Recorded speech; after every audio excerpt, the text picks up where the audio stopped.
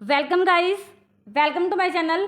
आज हम लोग यूजीसी नेट के जो प्रीवियस ईयर क्वेश्चन सॉल्व कर रहे थे उसी के अंदर आज हम इसको कंटिन्यू करेंगे। लेकिन आज हम क्या करेंगे, यूजीसी नेट में जो पब्लिक इकोनॉमिक्स हमारा सब्जेक्ट है उसके अंदर जितने भी प्रीवियस ईयर पब्लिक इकोनॉमिक्स के पूछे गए हैं उनको हम कुछ वीडियोस में डिटेल में सॉल्व करेंगे। ऐसा करने से आपको ये पता लगेगा कि एक पर्टिकुलर सब्जेक्ट्स में किस तरह के क्वेश्चन पूछे जा रहे हैं और कौन से क्वेश्चन ज़्यादा रिपीट होते हैं, तो इससे आपका पर्टिकुलर सब्जेक्ट क्या होगा, स्ट्रोंग होगा। इसके अलावा हमने यूजीसी नेट का जो रिसेंट एग्ज़ाम हुआ था अभी उसका शिफ्ट 1 का और शिफ्ट 2 का क्वेश्चन पेपर चैनल पर सॉल्व कर लिया है। अगर आपने वो नहीं देखा तो आप चैनल पर जाकर देख सकते हैं। आज हमारा जो फर्स्ट क्वेश्चन है इसमें देखिए क्या बोला गया है। इसमें बोला गया है a tax is said to be direct. किसी भी टैक्स को आप डायरेक्ट टैक्स कब कहोगे। यहाँ पर बोला है when its impact and incidence fall upon same person, जब इसका incidence and impact same person पर पड़ेगा। जब only the incidence fall upon the person, या एक पर्सन पर सिर्फ इंसिडेंस पड़ रहा है। थर्ड ऑप्शन में बोला है its impact is shifted to another, आप इसके इम्पैक्ट को किसी दूसरे पर्सन पर शिफ्ट कर देते हो। एंड फोर्थ ऑप्शन में बोला है नन ऑफ द अबव। अब आप इस क्वेश्चन को अगर सोल्व करने जाओगे तो आप इसको तभी सोल्व कर सकते हो जब आपको ये पता हो कि इम्पैक्ट और इंसिडेंस जो होता है वो क्या होता है। ठीक है, अब हमें ये जानना है कि इम्पैक्ट का मतलब होता है जब भी कोई टैक्स लगाया जाता है, टैक्स लगने के तुरंत बाद सबसे पहला बर्डन, इनिशियल बर्डन जो है किस पर पड़ा। तो इम्पैक्ट क्या होता है कि आपने टैक्स लगाया, टैक्स लगते ही सबसे पहले बर्डन किस पर पड़ा। सेकंड होता है इंसिडेंस। ठीक है, इंसिडेंस के अंदर ये होता है कि कोई टैक्स लगाया लेकिन एक्चुअल में किसने वो पे किया, मतलब फाइनल बर्डन किस पर पड़ा। अगर आपको ये पता है तो आप इस क्वेश्चन को सोल्व कर सकते हो। अब क्वेश्चन में देखिए बोला है इनकम टैक्स, मतलब डायरेक्ट टैक्स, सॉरी टैक्स कैसा है, डायरेक्ट टैक्स है। डायरेक्ट टैक्स कौन सा होता है, डायरेक्ट टैक्स आपको पता है, जैसे आप इनकम टैक्स से एग्जांपल में सोच सकते हैं कि इनकम टैक्स में क्या होता है, जिस पर्सन की इनकम पर टैक्स लगता है उसी को वो पे करना पड़ता है। तो आपको बात समझ आई कि डायरेक्ट टैक्स वो टैक्स होते हैं जिस पर लगता है उसी को पे करना पड़ता है। ठीक है, तो यहाँ पर आपने समझा कि उसमें इम्पैक्ट भी और इंसिडेंस भी क्या होता है, सेम पर्सन पर होता है। तो इसीलिए इस क्वेश्चन का राइट आंसर क्या हो जाएगा, ऑप्शन नंबर ए हो जाएगा। लेकिन आपने देखा है ना, इनडायरेक्ट टैक्स जो होते हैं उनको क्या होता है, आप दूसरों पे शिफ्ट कर देते हो तो उस वजह से वहाँ पर इनिशियल बर्डन किसी और पर होता है एंड फाइनल बर्डन किसी और पर्सन पर होता है। लेकिन यहाँ पर आपसे डायरेक्ट टैक्स का पूछा गया था तो हम ये कहेंगे कि अगर टैक्स डायरेक्ट है तो इम्पैक्ट और इंसिडेंस सेम ही पर्सन पर पड़ेगा। तो इसीलिए इस क्वेश्चन का option number first right answer हो जाएगा। अगला क्वेश्चन देखिए, अगले क्वेश्चन में बोला है which of the following is not a part of Wiseman peacock hypothesis. Public expenditure में वाइसमैन पीकॉक की हाइपोथेसिस जो है वो उसका क्या जो है पार्ट नहीं है। कंसंट्रेशन इफेक्ट हम उसमें पढ़ते हैं जिसके अंदर हम ये बात करते हैं कि जो सेंट्रल गवर्नमेंट होती है, सेंट्रल गवर्नमेंट का जो एक्सपेंडिचर होता है ना वो स्टेट गवर्नमेंट लोकल गवर्नमेंट्स के कंपैरिजन में बहुत ज़्यादा होता है। डिस्प्लेसमेंट इफेक्ट में हम ये पढ़ते हैं कि गवर्नमेंट क्या करती है, टैक्स की रेट और एक्सपेंडिचर की जो पुरानी रेट्स होती हैं उनको चेंज कर देती है, अब नई टैक्स रेट होती है और नए एक्सपेंडिचर की रेट्स होती हैं। इंस्पेक्शन इफेक्ट्स में गवर्नमेंट क्या देखती है, गवर्नमेंट ये देखती है कि जो उसने टैक्स की रेट में चेंज किया था, जो उसने एक्सपेंडिचर में चेंजेस किए थे, उससे इकोनॉमी पे क्या इम्पैक्ट पड़ा। तो पीकॉक वाइसमैन हाइपोथेसिस में हम तीनों की बात करते हैं लेकिन टैक्सेशन इफेक्ट कुछ वहाँ पर नहीं होता। तो इसीलिए इस क्वेश्चन का right answer option number D हो जाएगा। अगला क्वेश्चन देखिए, अगले क्वेश्चन में बोला है during the depression which of the following policy instrument. ठीक है, आप यूज कर सकते हो। यहाँ पर देखिए डिप्रेशन का टाइम पीरियड है, मतलब महामंदी का टाइम पीरियड है। अब यहाँ पर मैं आपको एक चीज़ समझा देती हूँ, एक कंडीशन होती है वो आपको हमेशा याद रखनी है कि अगर इकोनॉमी में डिप्रेशन है, अगर आप उससे बाहर निकलना चाहते हो तो दो कंडीशन है, एक दो ही चीज़ आपको बाहर निकाल सकती हैं, एक होता है गवर्नमेंट का एक्सपेंडिचर, एक होता है टैक्स रेट। अब आप क्या करो, आपके पास दो ऑप्शन है, आपको क्या करना है, टैक्स रेट को कांस्टेंट रखना है, मतलब उसमें आप चेंजेस नहीं करो, और गवर्नमेंट एक्सपेंडिचर सरकार के खर्च को बढ़ा दो, और आपकी जो इकोनॉमी है ना वो किससे निकल जाएगी, वो आपकी इकोनॉमी निकल जाएगी किससे, डिप्रेशन से निकल जाएगी, महामंदी से निकल जाएगी। दूसरा क्या तरीका है कि आप गवर्नमेंट एक्सपेंडिचर को नहीं बढ़ा रहे, उसको आप कांस्टेंट रखो और टैक्स की रेट को क्या कर दो, कम कर दो। टैक्स जितना कम होगा लोगों के पास उतना ही ज़्यादा पैसा होगा खर्च करने के लिए। तो ये वाला क्वेश्चन बहुत बार पूछा जाता है, कई बार आपको ये वाले ऑप्शन देखने को मिलेगा, कई बार आपको पेपर में ये ऑप्शंस गिवन होगा। तो आपको याद रखना है जब महामंदी की सिचुएशन है तो आप गवर्नमेंट एक्सपेंडिचर और टैक्स रेट दोनों में एक साथ चेंजेस नहीं कर सकते, आपको एक को कांस्टेंट रखना होगा, दूसरे को आप बढ़ा सकते हैं, एंड टैक्स रेट में आप टैक्स को कम कर कर लोगों को पैसा दे सकते हैं। अब आप देखिए यहाँ पर क्वेश्चन नंबर 3 के अंदर यहाँ पर लगा हुआ है ना कि बी ऑप्शन राइट है। देखो इसमें क्या दे रखा है कि उन्होंने क्या किया है, टैक्स रेट को तो क्या किया, अनचेंज किया है, मतलब टैक्स की रेट में किसी तरह का कोई चेंज नहीं है, और गवर्नमेंट का जो एक्सपेंडिचर है ना, पब्लिक एक्सपेंडिचर, उसको इंक्रीज करके इकोनॉमी को डिप्रेशन या महामंदी से निकाला गया है। कई बार ऐसा होगा आपको ये वाला ऑप्शन गिवन होगा कि गवर्नमेंट के एक्सपेंडिचर में कोई चेंज नहीं कर रखा लेकिन टैक्स रेट को घटा दिया, तो ये भी तरीका है इकोनॉमी को महामंदी से निकालने का। आपको ये दोनों कंडीशंस याद होनी चाहिए, ये बहुत इंपॉर्टेंट है। तो इसीलिए इस क्वेश्चन का राइट आंसर ऑप्शन नंबर 2 आपका यहाँ पर राइट आंसर हो जाएगा। अगला क्वेश्चन देखिए, अगले क्वेश्चन में बोला है under which system the central bank is authorised by a law to issue a fix amount of notes against government securities and any exceed is to be fully packed by gold and silver. Question में बोला है कि वो कौन सा system है जिसके अंदर किसी भी देश के जो सेंट्रल बैंक है उसको एक लिमिट तक जो नोट है वो इशू वो कर सकता है, लेकिन उस लिमिट के बाद अगर वो नोट इशू करता है तो उसको 100% क्या रखना पड़ेगा, गोल्ड रखना पड़ेगा या सिल्वर रखना पड़ेगा। तो वो सिस्टम जिसके अंदर ये वाली कंडीशन होती है वो सबसे पहले हमारी इकोनॉमी में था फिक्स ट्रेजरी सिस्टम। इस सिस्टम के अंदर क्या था, सेंट्रल गवर्नमेंट के पास ये राइट था, एक लिमिट तय कर दी जाती थी, जैसे एग्जांपल के तौर पर 5,000 करोड़। मान लो सेंट्रल गवर्नमेंट के पास ये लिमिट है कि वो अगर 5,000 करोड़ की नोट इशू करना चाहती है तो गवर्नमेंट की सिक्योरिटीज़ को अपने पास रखें और क्या कर दे, नोट इशू कर दे।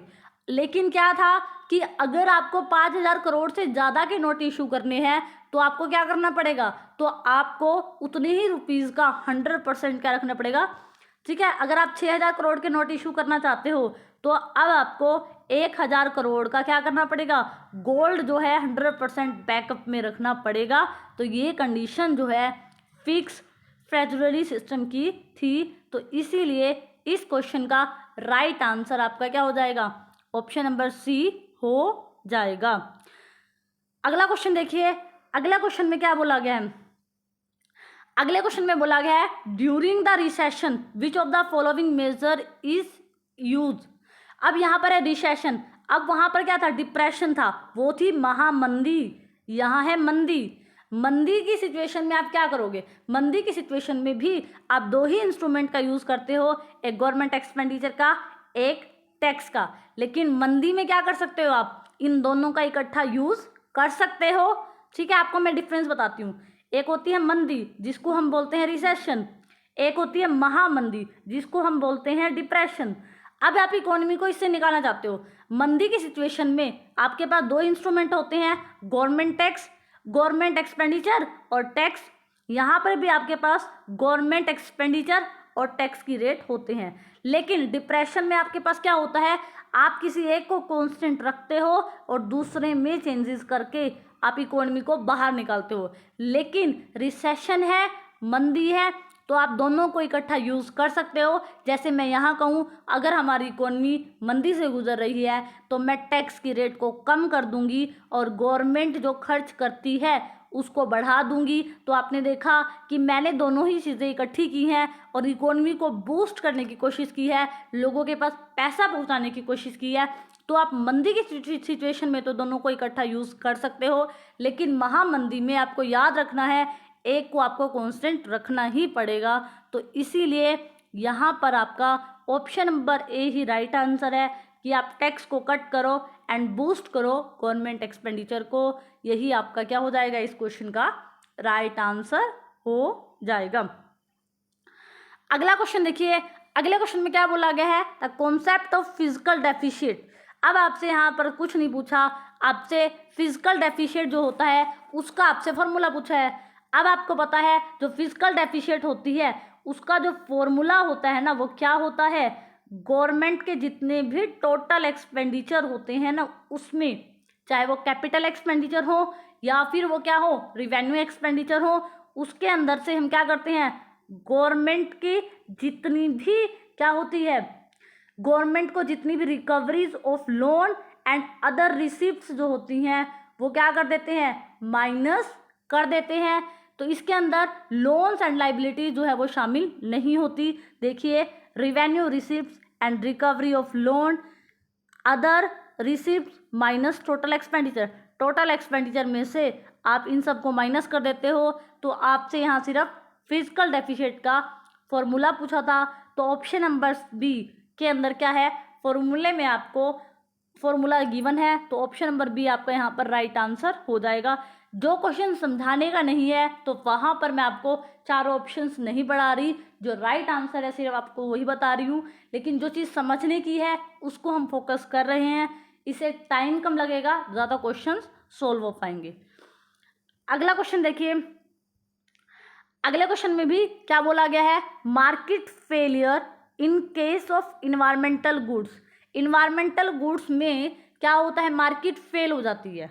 इन्होंने हमसे रीजंस पूछा है। ये सबको पता है कि इन्वायरमेंटल गुड्स जो होती है, पर्यावरणीय वस्तुएं जो होती हैं वो क्या होती है, non rival and non excludable, कि कोई कंपटीशन नहीं होता और कोई किसी तरह का आप किसी को निकाल भी नहीं सकते उनका यूज़ करने से। तो यहाँ पर इन्वायरमेंटल गुड्स की दो करैक्टरिस्टिक्स होती हैं कि non rival and non excludable in consumption होती हैं वो। तो इसीलिए यहाँ पर मार्केट के फेल होने के चांसेस ज़्यादा होते हैं। तो इसीलिए इस क्वेश्चन का जो राइट आंसर है कि मार्केट फेल होती है इन्वायरमेंटल गुड में, क्योंकि वहाँ पर ये करैक्टरिस्टिक्स पाई जाती है। तो ऑप्शन नंबर 4 यहाँ पर आपका क्या हो जाएगा, राइट आंसर हो जाएगा। अगला क्वेश्चन देखिए, अगले क्वेश्चन में बोला है which one of the following is not a axiom of a inequality measure. Inequality को मेजर करने में हम किस एक्सिम का यूज़ नहीं करते, हम जो है वहाँ पर 5 मेजर्स का यूज़ करते हैं। Principle of transfer, scale invariance, ठीक है, ट्रांसलेशन इनवेरिएंस, इनको हम क्या करते हैं, इनइक्वालिटी को मेज़र करने के एक्सिम में यूज़ करते हैं। लेकिन प्रिंसिपल ऑफ इक्वालिटी, इक्वालिटी जो है वो किसी तरह का कोई हमारा इनइक्वालिटी का मेज़र नहीं होता। तो यहाँ पर देखिए एक्सोमी ऑफ डीकम्पोजिबिलिटी भी दिया हुआ है, ट्रांसलेशन वाला भी आपके पास गिवन है, आपके पास स्केल में इनवेरिएंस है, इससे भी आप मेज़र करते हो। लेकिन प्रिंसिपल ऑफ इक्वालिटी किसी तरह से हम यूज़ नहीं करते। तो इसीलिए इस क्वेश्चन का राइट आंसर आपका ऑप्शन नंबर बी हो जाएगा। अगला क्वेश्चन देखिए, a toll tax is base of the which of the following. आपको ऑप्शंस गिवन है कि टोल टैक्स किस तरह का टैक्स है। टोल टैक्स क्या होता है, टोल टैक्स आप तभी पे करते हैं ना जब आप अपनी जो आपका व्हीकल होता है उस टोल के वहाँ से लेकर जाते हो। तो आपको क्या समझ आया, टोल टैक्स आपको कब देना है, टोल टैक्स आपको तब देना होता है जब अपने व्हीकल को वहाँ से टोल के पास से लेकर जाते हैं। तो इसका मतलब आपको क्या समझ आया, आपको वहाँ से वो बेनिफिट मिलता है। मान लो रास्ता छोटा है तभी वहाँ टोल लगे होते हैं, कोई भी रीज़न हो सकता है। तो आप ये किस पर बेस है ये टैक्स? ये है बेनिफिट प्रिंसिपल पर, क्योंकि आपको उस रास्ते से जाना है तो रास्ते में टोल आया तो आपने दिया है। तो आपका ये जो टैक्स है वो बेनिफिट रिसीव प्रिंसिपल पर बेस है, बेनिफिट हुआ इसलिए आपने टैक्स दिया। तो इसीलिए इस क्वेश्चन का राइट आंसर यही होगा कि टोल टैक्स जो है वो एक बेनिफिट प्रिंसिपल पर बेस है। तो ऑप्शन नंबर फर्स्ट इसका क्या हो जाएगा? राइट आंसर हो जाएगा। अगला क्वेश्चन देखिए, अगले क्वेश्चन में बोला है which of the following is an example of public good. Public good देखिए कौन सी है? National defence, restaurant, meal, swimming pool of a house. अब आपके घर का स्विमिंग पूल है तो ये प्राइवेट गुड हुई आपकी, ठीक है।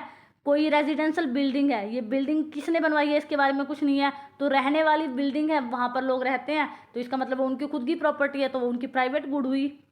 यहाँ पर रेस्टोरेंट में आपने खाना खाया, रेस्टोरेंट में आप पे करोगे तभी आप खाना खा सकते हो, तो यहाँ पर नेशनल डिफेंस, जो राष्ट्र में सुरक्षा सुविधाएं हैं वो सभी को मिलती हैं, सभी के लिए होती हैं, आप किसी को उनमें से निकालते नहीं हैं। तो इसीलिए नेशनल डिफेंस इस क्वेश्चन का राइट आंसर हो जाएगा। नेशनल डिफेंस हमारी एक तरह की क्या है? पब्लिक गुड है। अगला क्वेश्चन देखिए, अगले क्वेश्चन में क्या बोला है? Which of the following is not a method of date reduction. आपने उधार लिया, गवर्नमेंट उधार लेती है ना पैसा, तो अब यहाँ पर आपने लोन ले लिया, डेट ले लिया गवर्नमेंट ने, तो कौन सा एक मेथड नहीं है उस डेट को चुकाने का? फर्स्ट है रीफंडिंग करना, रेप्यूडेशन करना, सिंकिंग फंड बनाना, कैपिटल लीवे बनाना। अब देखिए आप क्या कर सकते हो, फंड को दोबारा से रीफंडिंग कर कर लोगों से आपने पैसा लिया है वो पैसा देते हैं, ठीक है।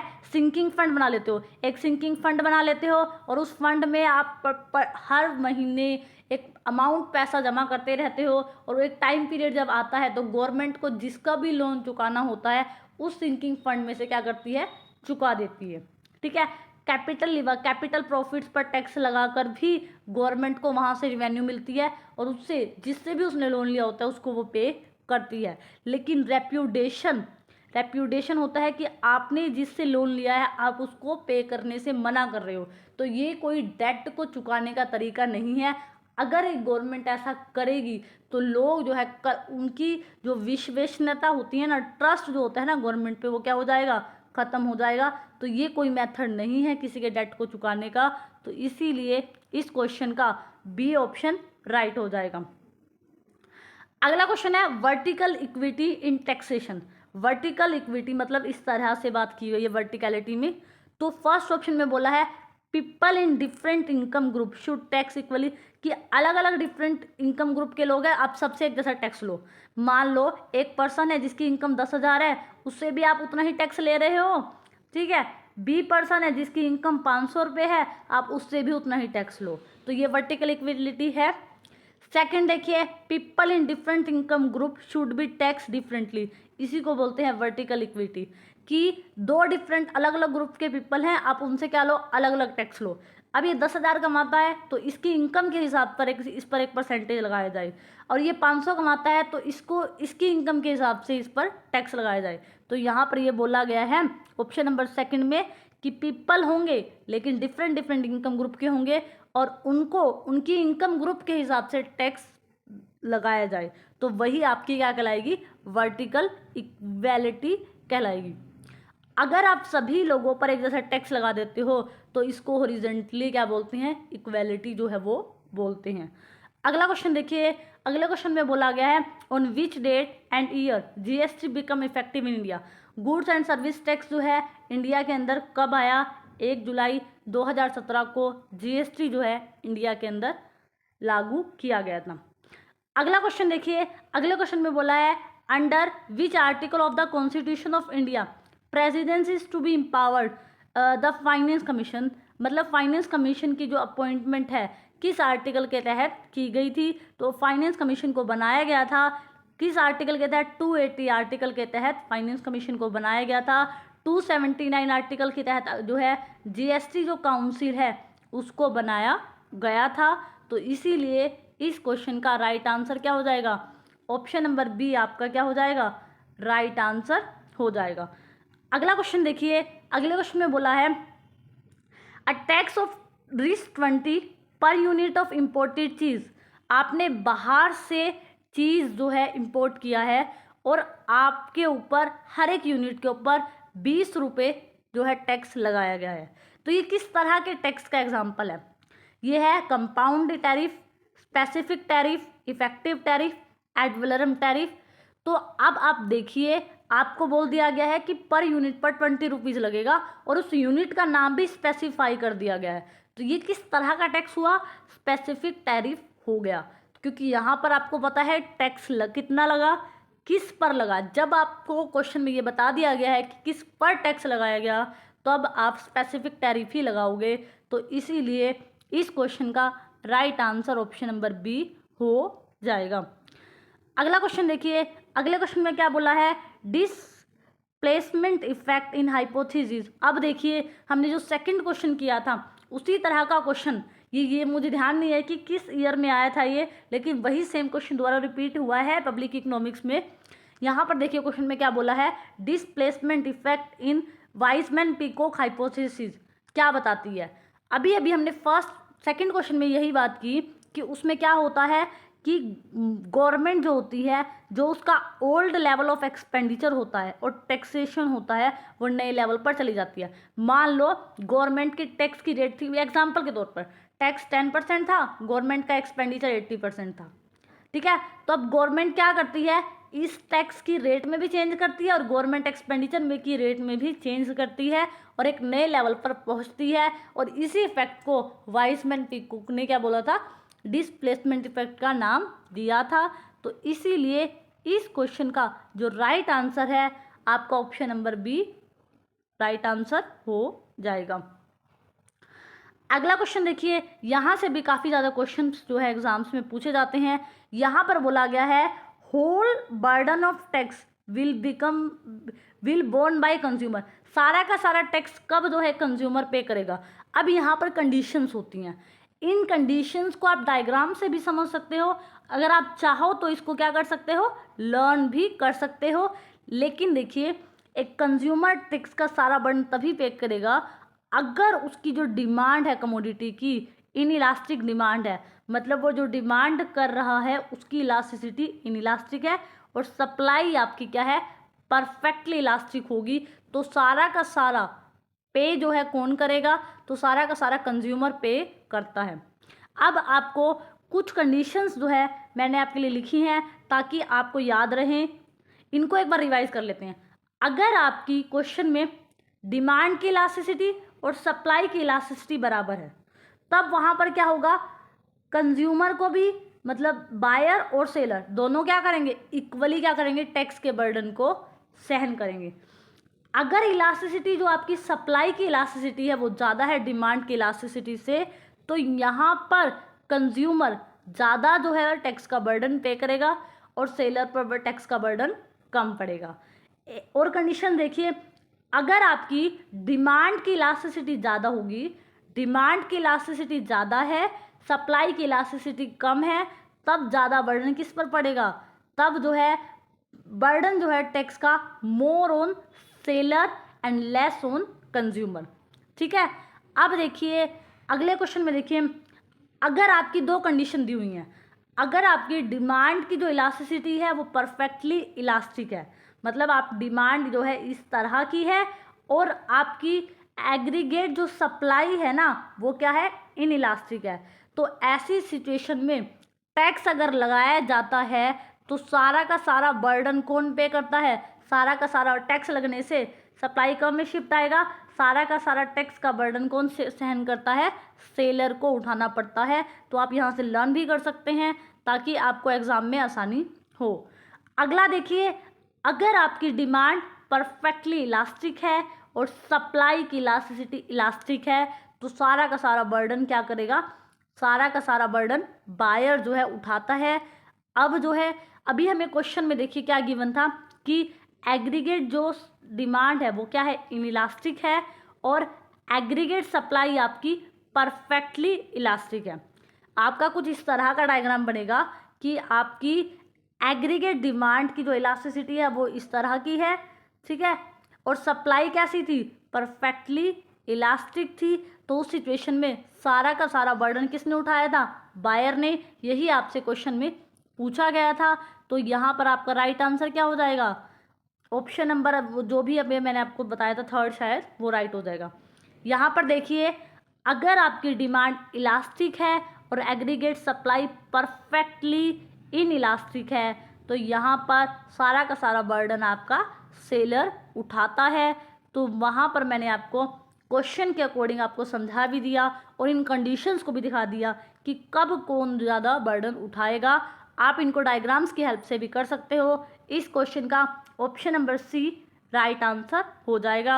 अगला क्वेश्चन देखिए, अगले क्वेश्चन में बोला गया है which of the following is the function of SEBI, security exchange board of India. SEBI का क्या काम है? फर्स्ट है regulation of money market, money market को रेगुलेट करना। रेगुलेशन ऑफ पब्लिक डेब्ट, जो उधार लिया जाता है उसका रेगुलेशन करता है। अगला देखिए, अगले ऑप्शन में क्या गिवन है हमारे पास, रेगुलेशन ऑफ कमोडिटी मार्केट या regulation of primary and secondary market. आपको पता है SEBI security exchange board of India जो है वो कैपिटल मार्केट का रेगुलेशन करता है और कैपिटल मार्केट के अंदर दो मार्केट होती हैं, प्राइमरी मार्केट और क्या होती है, सेकेंडरी मार्केट। तो ये काम सेबी का है, तो ऑप्शन नंबर डी आपका क्या हो जाएगा, यहाँ पर राइट आंसर हो जाएगा। अब देखिए अगले क्वेश्चन में क्या बोला, यहाँ फिर वही इंसिडेंस और इम्पैक्ट से क्वेश्चन आया है। यहाँ पर आपसे अभी मैंने आपको जो समझाया, यहाँ पर आपसे क्या पूछ लिया, यहाँ पर आपसे पूछ लिया कि इंसिडेंस जो शब्द है उसका मतलब आपको बताना है। अभी अभी मैंने आपको बताया था कि फाइनल बर्डन जो है, इंसिडेंस हमने क्या सीखा था अभी कि फाइनली जो है टैक्स का बर्डन किस पर पड़ता है, यही बात हुई थी ना। क्योंकि इम्पैक्ट का मतलब था इनिशियल बर्डन और इंसिडेंस का मतलब था फाइनल बर्डन। अभी देखिए यहाँ पर ऑप्शन नंबर सी में द पर्सन और ग्रुप हु अल्टीमेटली पे द टैक्स, यही तो था कि इसका मतलब कि इंसिडेंस का मतलब होता है कि एक्चुअल में फाइनली जो है कौन जो है बर्डन टैक्स का उठाता है। तो इसीलिए इस क्वेश्चन का right answer option number C हो जाएगा। अब पर्टिकुलर सब्जेक्ट के यूजीसी नेट के क्वेश्चन करने से आपको समझ आया कि यही क्वेश्चन फर्स्ट क्वेश्चन पे भी यही था और ये अब मेरे ख्याल से 20 क्वेश्चन भी यही सेम इस तरह से ही पूछा गया है। तो इसका मतलब कि मान लो 2012 में एक रिपीट हुआ है तो 2014 में भी सेम इसी तरह का क्वेश्चन एक रिपीट हुआ है। तो यहाँ पर इस क्वेश्चन का right answer option number C हो जाएगा। अगला क्वेश्चन देखिए, अगले क्वेश्चन में बोला गया है क्या, अगले क्वेश्चन में बोला गया विच of the following is not an example of market failure. Market जो है क्यों, किस रीजन की वजह से फेल नहीं होती। मोनोपोली में किसी एक के पास पावर ज़्यादा होती है तो मार्केट फेल हो जाती है क्योंकि वो उसका गलत यूज़ करता है। असिमेट्रिक इन्फॉर्मेशन, मार्केट में आपका इन्फॉर्मेशन ही पूरी नहीं है तब भी क्या हो जाता है, मार्केट फेल हो जाती है। एक्सटर्नैलिटीज़ है, मतलब एक्सटर्नैलिटी का मतलब एक पर्सन की कंजप्शन या प्रोडक्शन एक्टिविटी से थर्ड पार्टी को बिना किसी वजह से कोई लॉस या बेनिफिट उठाना पड़ता है, तो ये भी एक रीज़न है मार्केट के फेल होने का। लेकिन इकोनॉमीज ऑफ स्केल ये जो है मार्केट के फेल होने का कोई रीज़न नहीं होती। इकोनॉमीज ऑफ स्केल तो ये बताती है कि आपकी इकोनॉमी के अंदर जो आप प्रोडक्शन करते हो उसमें आपको इंक्रीजिंग रिटर्न मिलेंगे, डिक्रीजिंग मिलेंगे, कॉन्स्टेंट मिलेंगे, लेकिन ये मार्केट फेल का एक रीज़न नहीं है। तो इसीलिए इस क्वेश्चन का राइट आंसर आपका ऑप्शन नंबर सी हो जाएगा।